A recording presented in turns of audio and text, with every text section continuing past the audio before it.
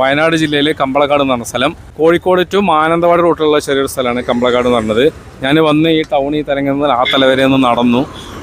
ഈ കമ്പളക്കാട് എന്നുള്ള പേരെന്താന്ന് ചോദിച്ചപ്പോൾ, പേര് വരാൻ കാരണം എന്താണെന്ന് ചോദിച്ചപ്പോൾ മനസ്സിലായത് ഇത് കമ്പലൻ എന്ന് പറഞ്ഞ ഒരു ദേവൻ, കാട്ടുദേവൻ ജീവിച്ചിരുന്ന സ്ഥലമാണ്. അതേ ഒരു കാട് സംരക്ഷിച്ചു പോന്നിരുന്നു. ആ കാടാണ് ഇപ്പം നമ്മൾ ഈ കാണുന്ന ടൗണ്, അതായത് കമ്പളക്കാട് ടൗണ്.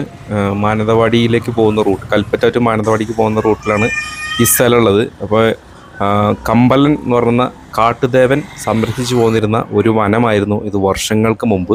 പിന്നീട് അത് ഒരു ടൗണായി മാറിയ കഥയൊക്കെയാണ് ഇതിൻ്റെ പിന്നിലുള്ളതെന്നൊക്കെയാണ് പറയുന്നത്.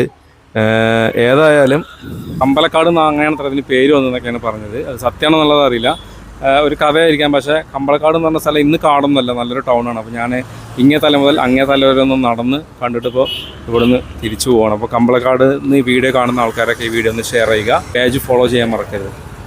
Bye bye.